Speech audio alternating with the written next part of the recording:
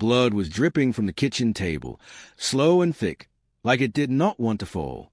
The room smelled of metal and cold fear. A chair was turned over. The lights were still on. Someone had tried to run, but they did not make it. A body lay on the floor, twisted in a way that did not look human anymore.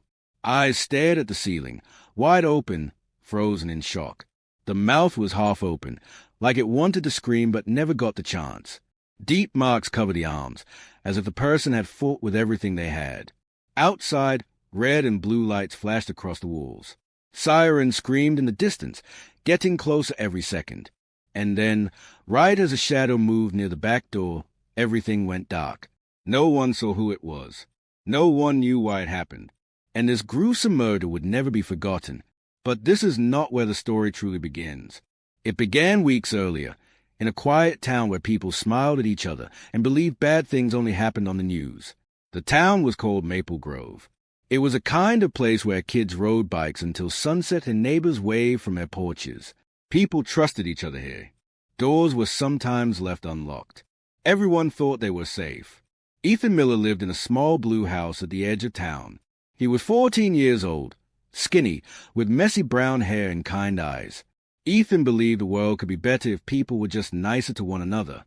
His mom used to tell him that kindness was a strength, not a weakness. Even after she passed away, he still believed that. Ethan lived with his dad, Mark Miller. Mark worked long hours at a hardware store. He was quiet, tired most days, but he loved his son deeply. He just did not always know how to say it. Every morning, Ethan walked to school. On the way, he always passed the same old man sitting on a bench near the bus stop. The man wore a gray coat, even when it was warm, and fed crumbs to birds. "Good morning, sir," Ethan said one day, like he always did. The man looked up, surprised. "Morning, kid," he replied with a small smile. Most people ignored the old man. Some crossed the street to avoid him. Ethan never did. He sat beside him sometimes, talking about school or the weather. The man listened quietly. One day, the old man said, "You're a good kid. Don't let this world change that." Ethan smiled. He did not know why those words felt heavy. At school, things were not always easy. Some kids were loud and mean. One boy named Tyler often pushed others around. He laughed when people got scared. One afternoon, Tyler shoved a smaller kid named Noah into a locker. Noah dropped his books, his face red with shame. Ethan stepped in. "Stop it, Tyler." Tyler laughed. "Or what?" Ethan's hand shook, but he stood firm. "Just stop." For a moment, it looked like Tyler might hit him. But a teacher walked by, and Tyler backed off a curse. Noah whispered, "Thank you." Ethan nodded. He felt scared, but also proud. Being kind was not always easy, but it mattered. That same day, a new family moved into the old White House on Pine Street. People watched from their windows as a black car parked outside. A woman stepped out first. Her name was Laura Bennett. She had dark hair and a tired face, like she carried too many thoughts. Her husband, Daniel Bennett, came out next. He was tall, quiet, and did not wave back when neighbors waved at him. His eyes looked sharp, always watching. They had a daughter named Lily. She was around Ethan's age. She stood close to her mother, holding her hand tightly. At school, Lily sat alone during lunch. Ethan noticed. He remembered how lonely Noah looked by the lockers. So he sat with her. "Hi, I'm Ethan," he said. Lily looked up, surprised. "I'm Lily." They talked about books, movies, and how hard it was to be new. Lily smiled for the first time that day. But when Ethan walked her home later, he noticed something strange. Daniel Bennett stood in the doorway, arms crossed, watching them. His eyes locked onto Ethan, cold and hard. "Who's this?" Daniel asked. "A friend from school," Lily said softly. Daniel nodded slowly. "Time to come inside." The door shut quickly. Ethan felt a chill run down his back. Over the next few weeks, strange things began to happen in Maple Grove. A dog went missing. Then a mailbox was smashed. Someone heard shouting late at night near Pine Street. But nothing was ever proven.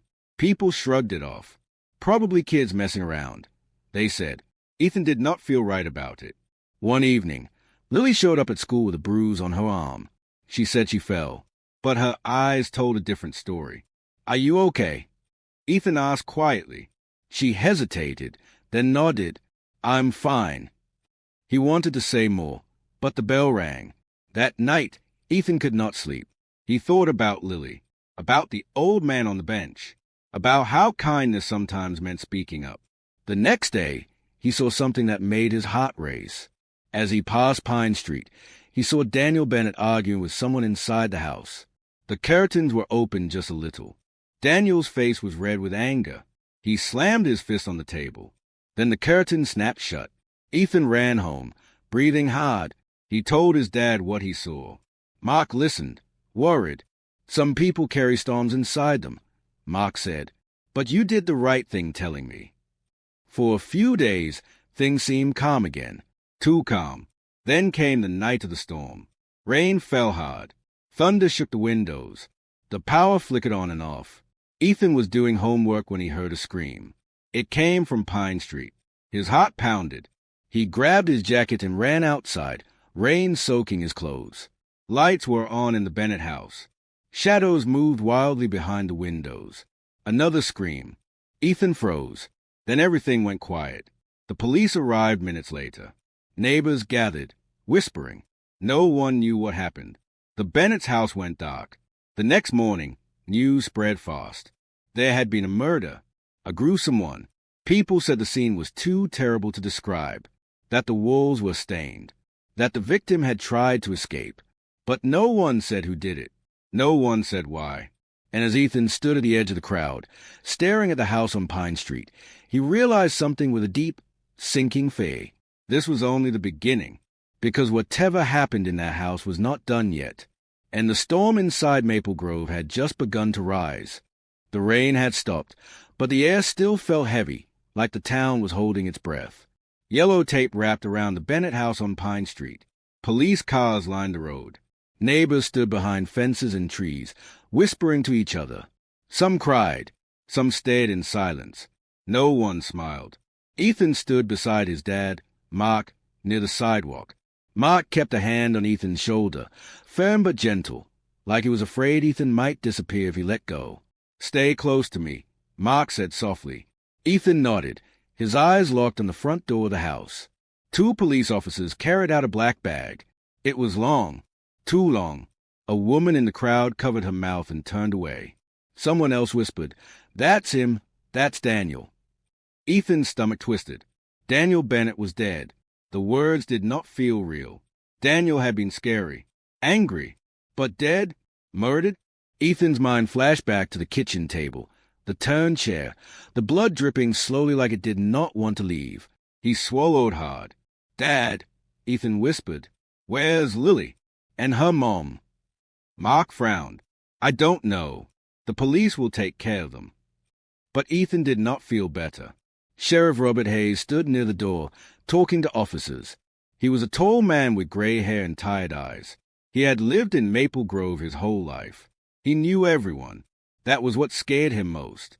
"This doesn't make sense," Sheriff Hayes said. "Not here." Inside the house, the smell of blood still hung in the air. The kitchen floor was scrubbed, but dark stains remained between the tiles. Broken glass lay near the back door. One window was cracked. There were signs of a fight everywhere. Someone had not just killed Daniel Bennett. Someone had wanted him to suffer. The sheriff looked at the wall clock. It had stopped at 9:17 p.m. "Power outage," an officer said. "Happened during the storm." Hayes nodded slowly. "And the back door?" "Unlocked. No forced entry." That detail stayed in his mind. Outside, Ethan felt eyes on him. He turned and saw Lily standing near a police car. She wore a blanket around her shoulders. Her face was pale. Laura Bennett sat beside her, crying quietly. Lily's eyes met Ethan's. For a moment, neither of them moved. Then Lily looked away. Ethan wanted to run to her, to ask if she was okay, to tell her he was there. But his legs would not move. Something about her face scared him. School was canceled the next day. Maple Grove had never felt so quiet. Stores closed early. Parents kept their kids inside. People locked their doors, even during the day. The old man on the bench was gone. Ethan noticed it right away. He stopped near the bus stop, looking around. The bench was empty. No crumbs. No birds. Maybe he's sick, Ethan told himself. But his chest felt tight. At home, the TV stayed on. News reporters talked about the murder again and again. A shocking crime in the peaceful town of Maple Grove, they said. The investigation is ongoing. They did not say much else. Mark tried to act normal. He cooked dinner. He asked Ethan about homework. But his eyes kept drifting to the window. That night, Ethan dreamed of the house on Pine Street. In his dream, the walls whispered. The blood moved on its own. And someone stood in the shadows, watching him. He woke up screaming. Mark rushed in. It's okay. You're safe. But Ethan was not sure that was true. 2 days later, school opened again. The halls felt different. Quieter. Kids whispered instead of laughed. Teachers watched everyone closely. Lily did not come to school. Ethan asked around, but no one knew where she was. She and her mom left town, someone said. No, they are staying with family, another said. No one knew the truth. During lunch, Tyler walked by Ethan's table. He did not shove anyone. He did not laugh. Instead, he leaned close and whispered, They say Daniel Bennett was stabbed more than 10 times. Ethan looked up. Stop. Tyler smirked. What? Scared? Ethan stood up so fast his chair fell over. I said stop. The whole room went quiet. A teacher stepped in before anything else could happen. Tyler walked away, still smiling. Ethan sat down, shaking. Being brave did not feel good anymore. After school, Ethan walked home alone. The sky was gray. Leaves blew across the road. Pine Street was on his way, but he tried to avoid looking. As he passed Bennett House, he saw someone standing near the side yard. It was Lily. She looked thinner, older. Her eyes were dark, like she had not slept in days. Lily, Ethan said softly. She flinched, then relaxed when she saw it was him. I'm not supposed to talk to anyone, she said. I just wanted to see if you were okay, Ethan replied. She laughed once, a short, broken sound. Okay doesn't mean anything anymore. Ethan did not know what to say. They stood there in silence. Finally, Lily whispered, People think bad things happen for no reason. Ethan nodded. But they don't, she said. They happen because someone lets them. Before Ethan could ask what she meant, Laura called from inside the house. Lily. Lily stepped back. I have to go. She paused, then said, You should be careful, Ethan. The door shut behind her. That night, the police knocked on the Miller house door. Sheriff Hayes stood there, hat in his hands. I just need to ask a few questions, he said. Ethan's heart raced. They sat at the table, the same kind of table where Daniel Bennett had died. Ethan, the sheriff said gently, Did you see anything strange the night of the murder? Ethan thought about the scream, the shadows, the dark. I heard something, he said. A scream. Hayes nodded. Did you see anyone? Ethan hesitated. No, just shadows. The sheriff watched him closely. If you remember anything else, you tell me. Okay. Ethan nodded.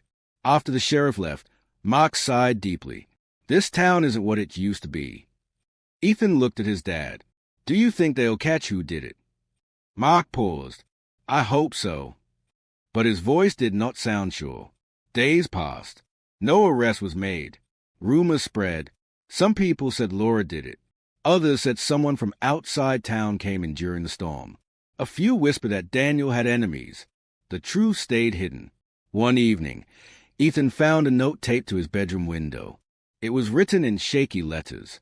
Stop asking questions. His hands went cold. He ran to show his dad. Mark's face turned pale. This isn't funny, Mark said. Someone is messing with us. That night, they heard footsteps outside the house. Slow, careful. Mark grabbed a flashlight and opened the door. No one was there, but on the ground, near the porch, was a single bird feather, gray, just like the old man's coat. The next morning, the bench was back. The old man sat there, feeding birds like nothing had happened. Ethan walked up slowly. Where were you? The old man looked at him with sad eyes. Sometimes it's safer to disappear. Ethan frowned. Do you know what happened to Mr. Bennett? The man's hand froze midair. The birds fluttered away. Evil doesn't arrive loudly, the man said. It waits. It watches. Do you know who did it? Ethan asked. The man stood up. Be kind, Ethan, but don't be blind. Then he walked away. That evening, a loud crash echoed through Maple Grove. Sirens screamed again. Ethan ran outside. Smoke rose from Pine Street. The Bennett house was on fire, and inside, someone was still trapped. Fire tore through the Bennett house like it was alive. Orange flames climbed the walls. Thick black smoke poured into the night sky. Sirens screamed louder than before, cutting through the quiet of Maple Grove. Neighbors ran outside in panic. Some shouted names. Some cried. Some just stood frozen, watching everything burn. Ethan ran as fast as he could, his heart beating so hard it hurt. His dad followed close behind, yelling his name. Ethan, stop.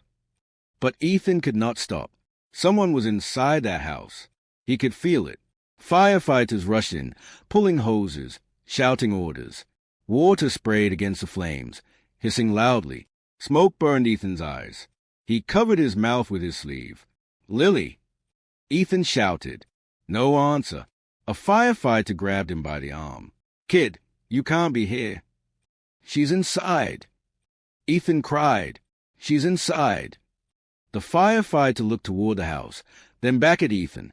Get back! Just then, a loud crack echoed through the air.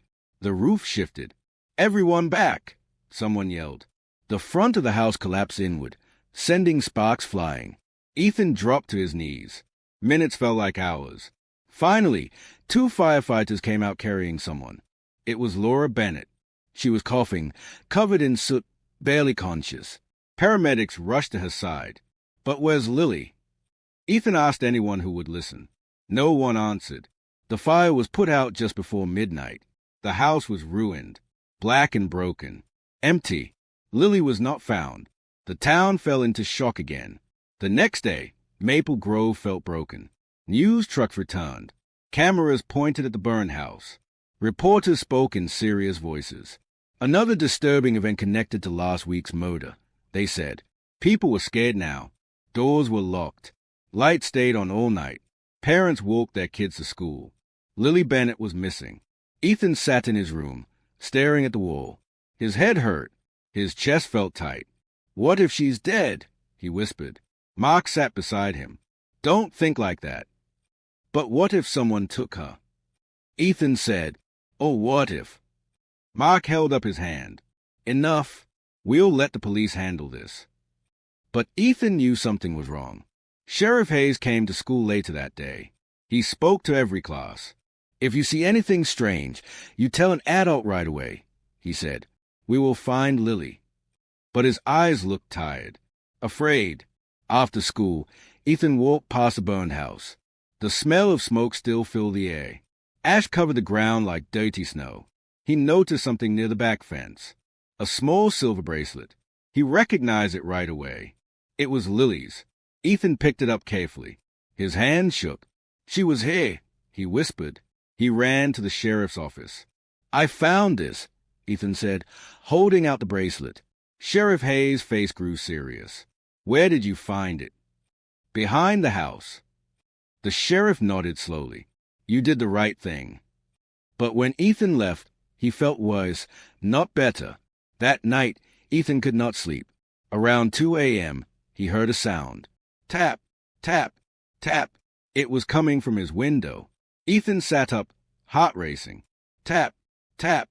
He slowly pulled back the curtain. Someone stood outside. It was Lily. Her face was pale. Her hair was messy.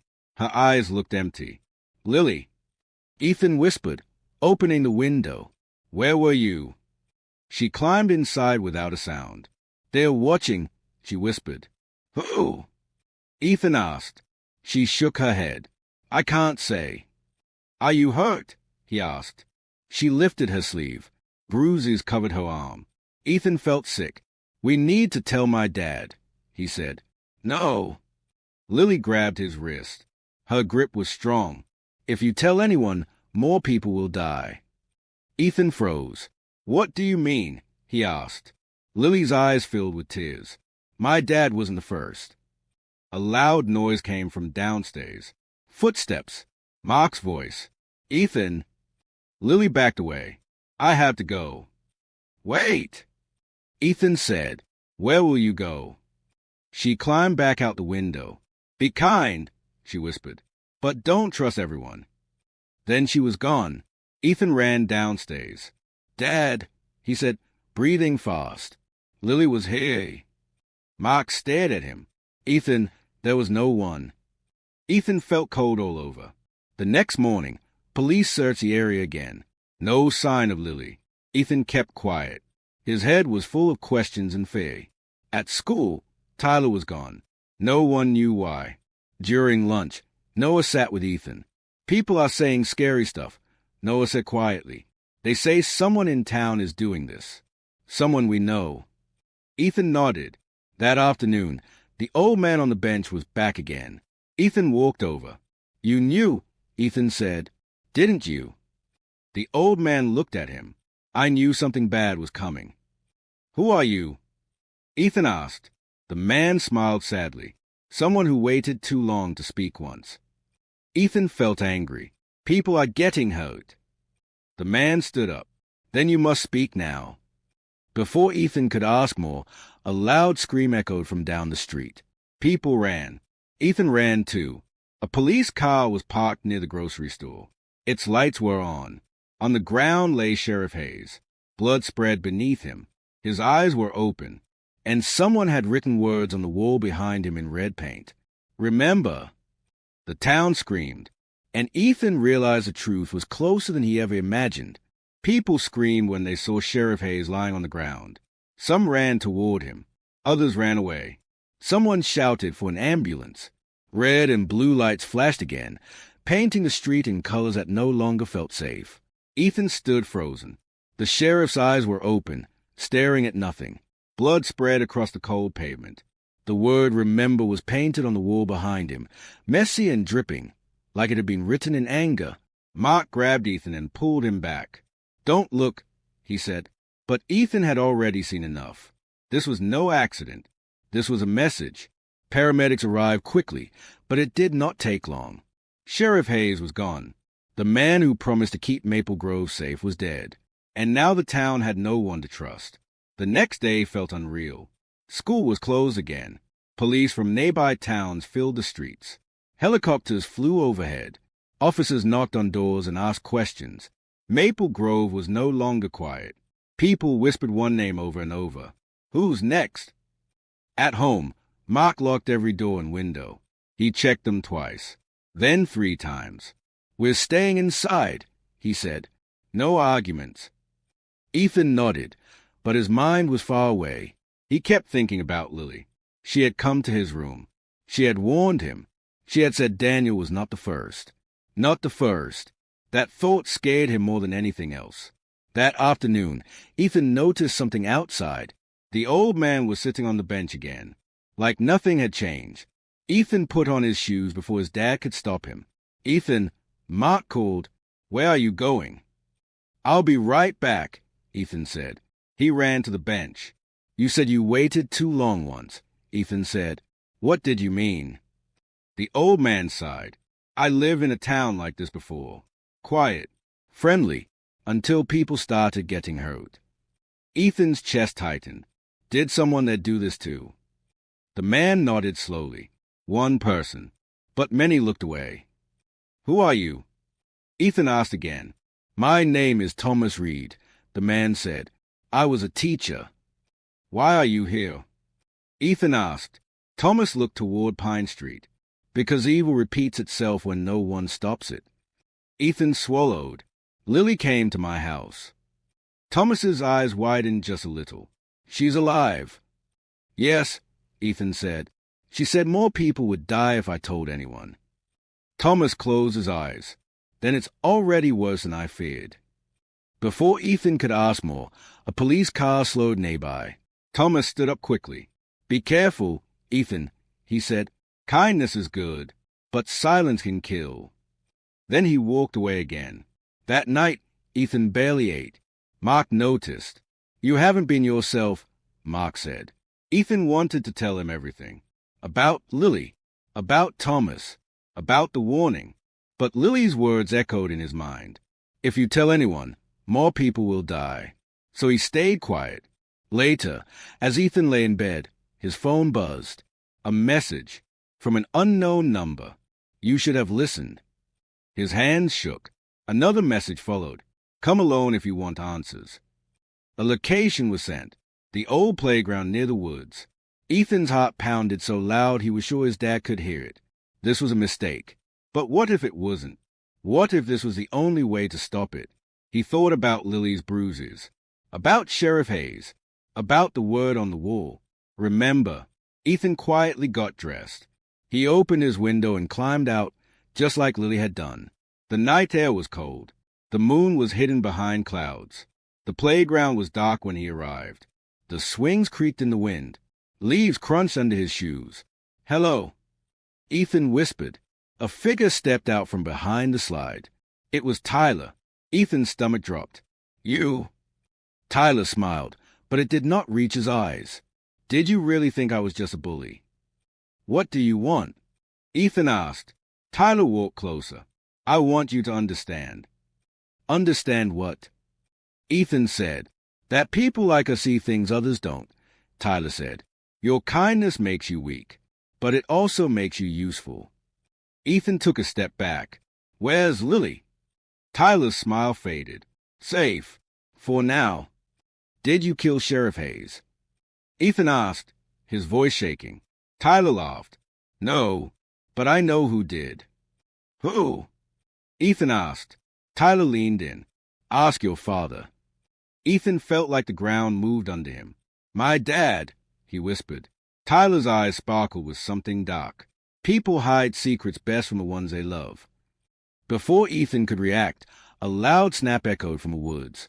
A flashlight beam cut through the darkness. Ethan! Mark shouted. Get away from him. Tyler stepped back into the shadows, smiling. Too late. Police cars surrounded the playground. Officers rushed in. Tyler was gone. Mark grabbed Ethan, shaking.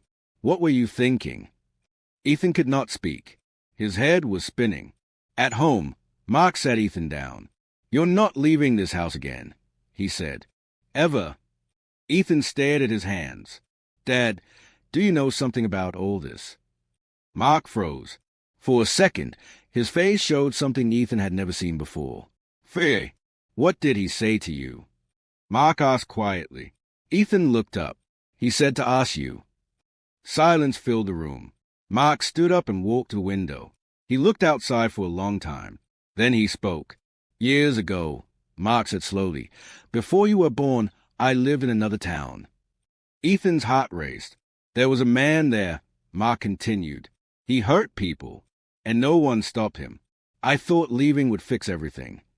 Ethan swallowed. Is his name Thomas Reed? Mark turned around sharply. How do you know that name? Ethan's blood ran cold. Before either of them could say another word, the power went out.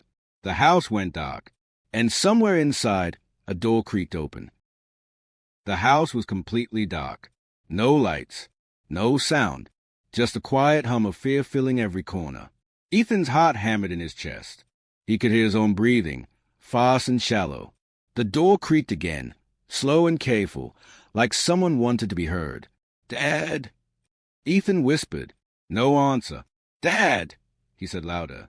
A faint noise came from the hallway. Footsteps. Ethan reached for his phone, but the screen was dead. No power. No signal. The footsteps stopped. Dad, is that you? Ethan asked. A shadow moved near the kitchen. Then Mark's voice spoke, calm but strained. Ethan, stay where you are. Ethan felt a small wave of relief. What's going on? I think someone is in the house, Mark said quietly. Ethan's stomach dropped. Mark turned on his flashlight. The weak beam cut through the darkness. Cabinets were open. A chair was knocked over. They got in through the back, Mark said. Ethan thought of the Bennett house. The unlocked door. The shadows. Dad, Ethan said, his voice shaking. Tyler said something. About you. Mark's jaw tightened. I know. What does he know? Ethan asked. Mark did not answer right away. He checked the windows, the doors, moving slowly, carefully. Finally, he sat down at the table. There are things I should have told you, Mark said. Things I hoped would stay buried. Ethan sat across from him, scared but listening. Before Maple Grove, Mark began, we lived in a town called Hollow Creek. Ethan had never heard that name before. It was small, quiet, just like this place. Mark continued. I worked nights. Your mom volunteered at the community center. Mark's eyes softened at the memory. There was a boy there, he said. About your age now. His name was Tyler Cross. Ethan felt cold all over. He hurt animals, broke things, scared kids. Mark said, people said he was troubled, that he needed help. Did he get help? Ethan asked. Mark shook his head. No, people ignored it, including me. Ethan's throat felt tight. What happened? One night, Mark said slowly, a man was murdered. A teacher. Ethan remembered the old man's words. I waited too long to speak once. Thomas Reed, Ethan whispered. Mark looked at him in shock. Yes. The room felt like it was spinning. The case was never solved, Mark said. But I suspected Tyler. I told the police what I knew, but there was no proof. What about Tyler's parents? Ethan asked. They moved away, Mark said. So did we. I thought leaving would keep us safe. Ethan's voice broke. But he followed us. Mark nodded. And is not alone. A loud bang hit the back door. Both of them jumped. Another bang. Stronger. Someone was trying to get in. Go to your room, Mark said. Lock the door. No, Ethan said. I'm not leaving you. Mark grabbed a heavy flashlight. Ethan, please. The back door splintered. Wood cracked. The lock broke. A figure stepped inside. Tyler. But he wasn't smiling now. Behind him stood another shape. A smaller one. Lily, Ethan cried. She stepped forward slowly. Her eyes were empty. Her face looked tired and pale. Don't, Lily said softly. Lily, come here, Ethan said. You don't have to do this. Tyler laughed. She already did. Mark raised a flashlight. Stay back. Tyler tilted his head. You ran once, Mark. You won't run again. You killed Daniel Bennett, Mark said. Didn't you? Tyler's eyes flashed. He hurt her. I just finished the job. Ethan looked at Lily. Tears ran down her face. He was hurting her, Ethan said. You were protecting her. Tyler smiled. See? He understands. No, Ethan said. This isn't protection. This is wrong. Tyler's smile faded. He was hurting people too, Tyler snapped. Just like the others. The others? Mark asked. Tyler stepped closer. Daniel, the sheriff, and soon Thomas. Ethan's heart stopped. Thomas Reed. He talks too much, Tyler said. A scream came from outside. An old, terrified scream.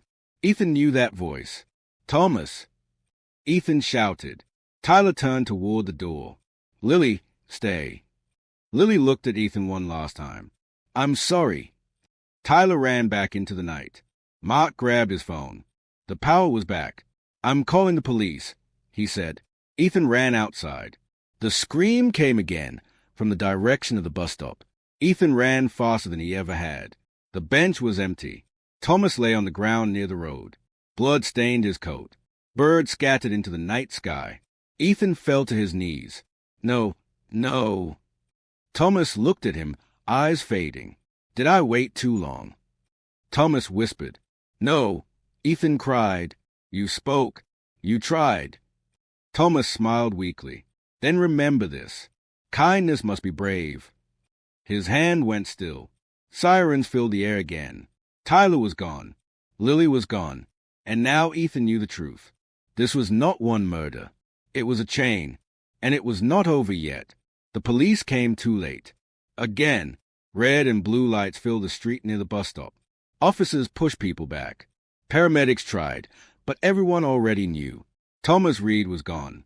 Ethan sat on the curb, his knees pulled to his chest, staring at the dark stain on the road.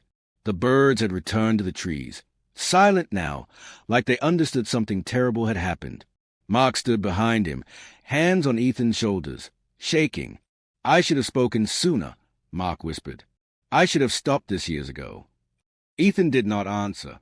His chest felt hollow, like something had been taken from him and left a sharp edge behind. Thomas's last words echoed in his mind. Kindness must be brave. The next few days blurred together. The town held a small vigil for Sheriff Hayes and Thomas Reed. Candles flickered in the cold evening air. People cried openly now. No one pretended Maple Grove was safe anymore. Tyler Cross was officially named a suspect, but he was gone. So was Lily. Police searched houses, woods, empty buildings. Dogs tracked scents that vanished near the highway. News reporters said Tyler was highly dangerous. They warned people to stay inside. Ethan stayed home, but his mind never rested. At night, he dreamed of doors opening in the dark, of footsteps, of Lily's empty eyes.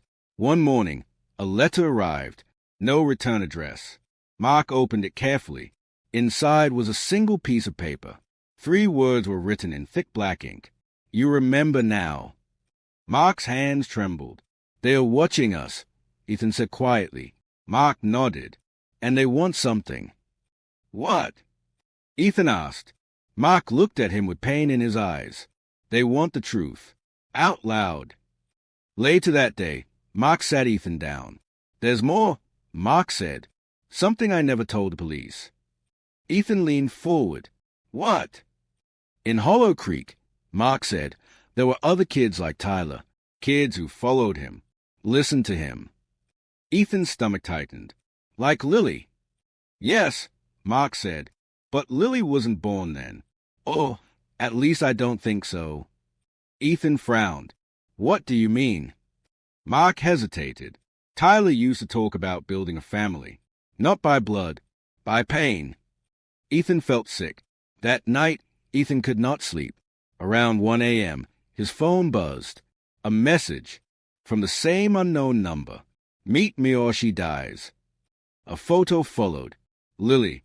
She was tied to a chair, eyes open, face bruised. A new location appeared. The old Hollow Creek mill. Ethan's heart raced. "They want me," he whispered. Mark burst into the room. "No, they'll kill her," Ethan said, "just like the others." "We call the police," Mark said. "They'll be too late," Ethan replied. Silence filled the room. Mark looked at his son, really looked at him, not as a child anymore. "You're brave," Mark said softly, "just like your mother." Ethan swallowed. "Come with me." Mark nodded. "I'm not letting you go alone." They drove in silence. The mill stood at the edge of the woods, old and broken. Windows were shattered. The wind made the metal walls groan. Mark parked far away. "We go slow," he said. Inside, the air smelled like rust and mold. Their footsteps echoed. "Ethan," a voice called. Tyler stepped into the light. He looked calm, too calm. "Where's Lily?" Ethan demanded. Tyler smiled. "She's right here."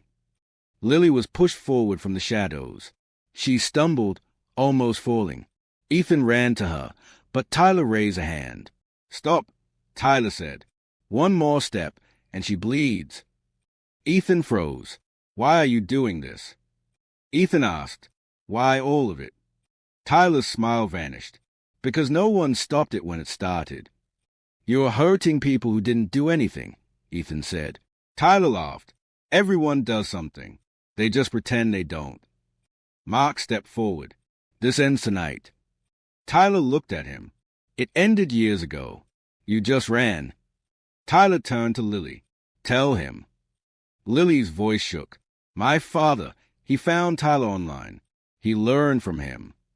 Ethan's eyes widened. "Daniel was part of this?" Ethan asked. Lily nodded. "When he tried to leave, Tyler punished him." "And the sheriff?" Mark asked. "He knew?" Tyler said. He chose quiet. Ethan stepped forward again. This won't fix anything. Tyler's face twisted with anger. It fixes forgetting. Suddenly, sirens wailed outside. Police. Tyler's eyes burned. You brought them. Mark shook his head. No, someone else did. Tyler grabbed Lily. No. Ethan shouted. A loud bang echoed. A gunshot. Tyler dropped. Blood spread across the floor. Behind him stood Lily, shaking, holding a gun. I remembered, she whispered. Police rushed in. Tyler was still breathing. Barely. As officers cuffed him, Tyler looked at Ethan one last time. This won't end, he whispered. Not really. The paramedics took Lily away. She did not look back. Ethan stood in the mill, shaking. It was over, or so it seemed. As they led Tyler out, an officer ran in. Sir, he said urgently, we just got a call. Mark turned. About what? There's another body, the officer said. Different town. Ethan's heart sank. On the wall near Tyler, written in blood, was a single word. Remember. And Ethan knew, with cold certainty, that the chain was still moving, and the final truth was waiting to be revealed. The drive home felt longer than it ever had. Ethan sat in the passenger seat, staring out the window as trees and empty roads passed by. Police lights were still flashing behind them in the distance, like the town itself was blinking, trying to wake up from a nightmare it could not escape. Mark kept both hands tight on the steering wheel. He had not spoken since they left the mill. Neither had Ethan. The word written in blood burned inside Ethan's mind. Remember, Tyler was caught. Lily was alive. It should have felt like relief. But it didn't, because there was another body, another town, another message. When they reached home, officers were already there. One stood on the porch, another near the driveway. Mr. Miller, one officer said gently, we need you to come with us again. Ethan's chest tightened. Why? Mark asked. There's something you should see, the officer replied. They drove to the station this time. Inside, the air smelled like old coffee and tired fear. A map was spread across a large table. Red circles marked different towns.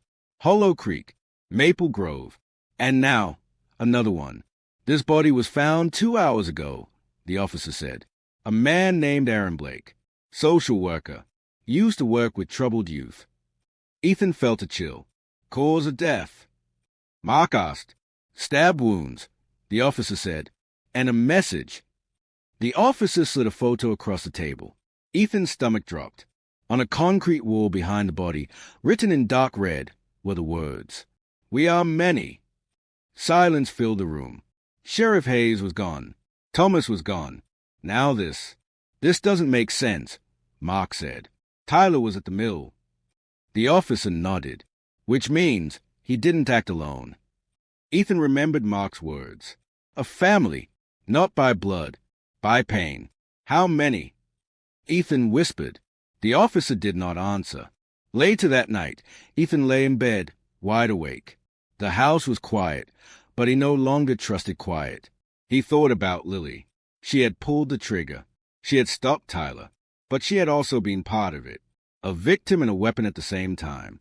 Ethan did not know which thought scared him more. His phone buzzed. A message from an unknown number. You did well. Ethan sat up fast. Another message appeared. Kindness is brave, but bravery has a cost. Ethan's hand shook. Who are you? He typed. The response came almost instantly. You will know soon. The next morning, Maple Grove woke up to headlines again. Multitown killing network suspected. People panicked. Schools closed. Roads were blocked. Police from the state arrived. Maple Grove was no longer just a town. It was a warning. Mark was asked to speak to investigators again. This time, he told them everything. Hollow Creek, Tyler, the signs he ignored. It started small, Mark said. Mean words, cruel acts. People said they'd grow out of it. They didn't, an investigator replied. Ethan sat in the corner, listening. What about Lily Bennett? One officer asked. She's in protective care, another said, but she keeps asking for Ethan. Mark looked at his son. Do you want to see her? Ethan hesitated, then nodded.